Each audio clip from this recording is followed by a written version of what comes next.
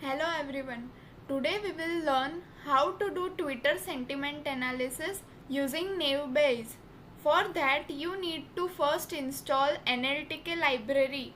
What is NLTK? It is Natural Language Toolkit. It is a leading platform for building Python programs to work with human language data.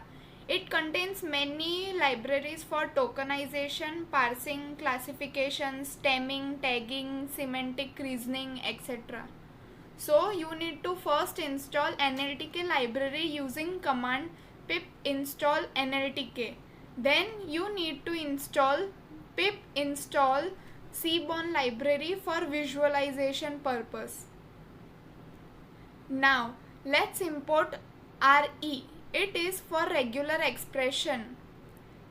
Then import NLTK, import string, warnings, NumPy, Panda, Seaborn and Matplotlib. Then pd.set_option display.max call width is 200. What this pd.set_option do? It sets the value of specified option. There are many options whose values you can set. You can refer pandas document. From there you can get list of options. Warnings.filter warnings will filter all the warnings which with action as ignore and category set to depreciation warning to ignore any depreciation warning that may rise. Leave category unset to ignore all warnings. This Matplotlib inline will show the output of any graph or any plot that you plot in this Jupyter notebook itself. It doesn't create any new window for that. Then we have loaded train dataset and test dataset. I will put these two files in my GitHub profile, so from there you can download it.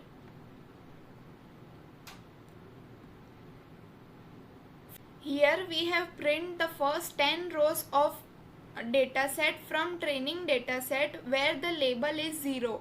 In 0 we have non-racist comments and in 1 we have racist comments. You can see that here the label is 1, so you can see that this is racist comments. Train.shape will show us the number of rows and columns. Here there are 3 columns and 31,962 rows. Same way you can see for test dataset. Train of label.value_count will show us the number of values which label 0 contains and label 1 contains. Label 0 contains 29,720 values and label 1 contains 2,242 values. You can see the length of train and test dataset by this histogram. For that you need to first count the length of train and test dataset by str.len function. Length function will count the total number of values of train and test dataset. Then plot.hist length underscore train underscore dataset bins equals to 20 means you create only 20 bins, and label is train tweets and for test dataset it is test tweets. What this plot.legend do? It will show this label inside the histogram. Then plt.show will show this whole histogram. Now let's combine train and test dataset into one single dataset named combine. For that you need to use append function. Train.append pass the second dataset which is test, ignore underscore index equals to true. This will combine train and test dataset into one single dataset named combine. Now you can see that combine.shape contains 49,159 rows and 3 columns. We have created one function named remove_pattern.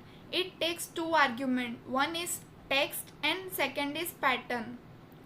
Now In R variable, we will store all the pattern. RE, which is regular expression object, dot find all.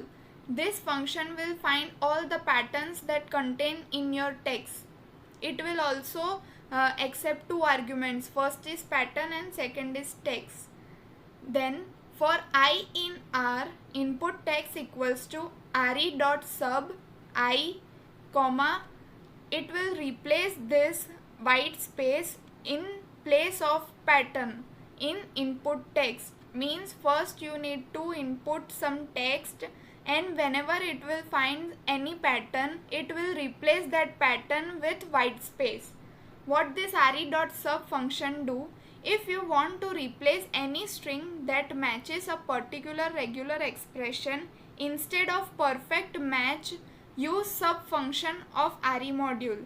In re.sub, specify a regular expression pattern in first argument, a new string in second argument which needs to be replaced in place of this regular expression, and string to be processed which is input underscore text. Then return input underscore text. We have to perform some text processing before we can analyze the sentiment of Twitter comment. So for that we need to first remove this Twitter handle. You can see that @ then username. We have to remove this before we can process this comment. So for that we have used combine tidy twit. It will create one new column named tidy twit. Then np.vectorize remove pattern. This will call remove pattern function which we have created previously. Then in argument we have passed combine twit. This column means this whole twit is passed in remove pattern function, and the pattern is @/w star. It means the pattern which @ shows that the pattern will starts with @ then any number of characters. So this two argument is passed in remove pattern function, and then the whole this @ username pattern is removed from the tweet. You can see the output by combine.head function. It will display the first 5 rows of the data set. So you can see that here @ username is there in all tweets, but here it is removed due to this remove pattern function. What is np.vectorize function? It evaluates Python function, and here it is remove pattern over successive tuples of input arrays like Python map function. Vectorize function is provided primarily for convenience and not for performance. The implementation is essentially is like for loop only. It will loop over all the rows of tweet column, remove this Twitter handle, and then assign it to new column named tidy tweet. After removing the Twitter handle, now we have to remove these emojis and punctuation mark. For that you need to provide a pattern. What this pattern means, square, whatever inside the square bracket is a character. This symbol means negation, small a to z and capital A to z. Whatever except a to z, lowercase and capital case, replace this with white space. Now you can see that with combine.head 10, it will print first 10 rows. You can see that now emojis and all patterns are replaced with white space. In sentiment analysis, we have to remove small words like a, is, the, and, for, by, because it doesn't create any effect in analyzing the sentiment of tweet or any other text. So in text processing, stemming and lemmatization are the major work that we have to do in pre-processing. Here we have created one lambda function which will store only that words whose length is greater than 3. For that we need to loop over all the words in the tweet. So w for w in x dot split. This split function will split all the words with white space. So it will split this when a father is dysfunctional and so on with white space, and then check whether this father length is greater than 3. Yes, it is greater than 3. So it will store this father in tidy tweet column. But a length is not greater than 3, and so is for is and so. So these words are not there in tidy underscore tweet column. So we have successfully removed all small words. We have created another lambda function for tokenization. What tokenization means?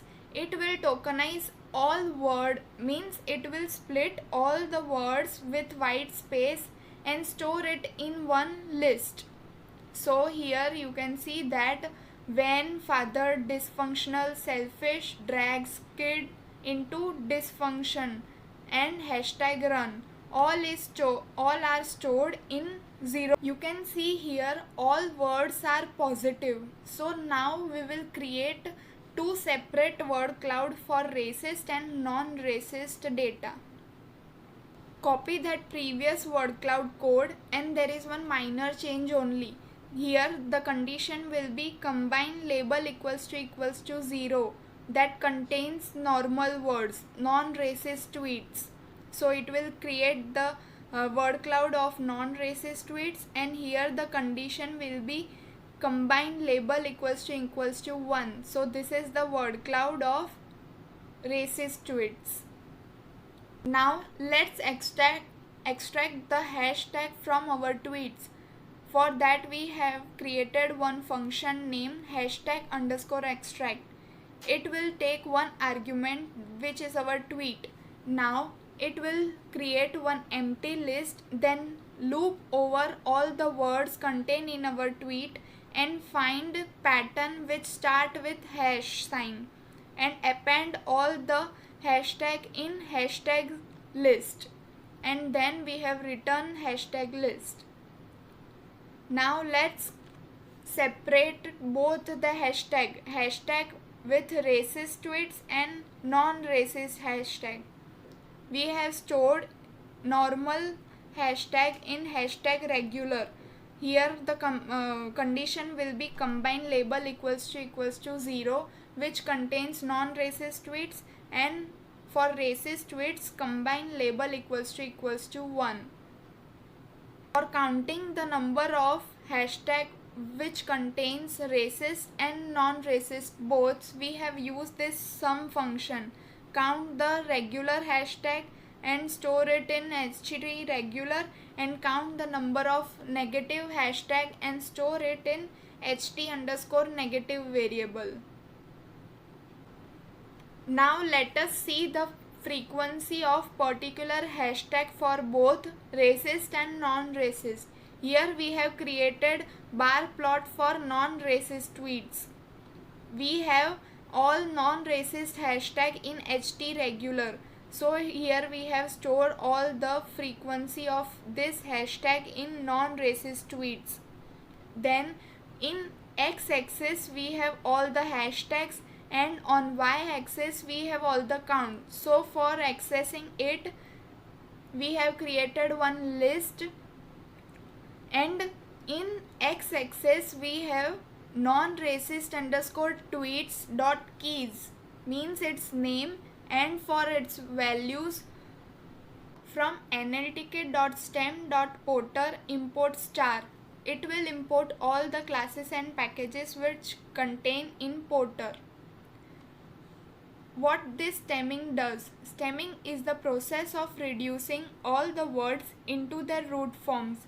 Means whether the word is playing, plays or played, it will converted in play. Next we have to create object of Porter stemmer. So we have created one object of Porter stemmer and stored it in to a variable name stemmer. Tokenize underscore tweet dot apply. Then we have created one lambda function which will go through all these words and stematize the word in all tweet. So here there is drags, so it will be converted into drag. Kids will be converted into kid. Vans will be converted into van. Now let's combine this all tokenized word into one single sentence. So for that we need to use loop. For I in range length of tokenized tweet dot I equals to dot join tokenized tweet of I. It will concat all words into one sentence and it is assigned to combine tidy tweet. Now let's create one word cloud to see what all types of words are there in our tweet. Word cloud is a data visualization technique used for representing text data in which size of each word indicates its frequency or importance. This big words means love is frequently there in our tweet or its weightage is high.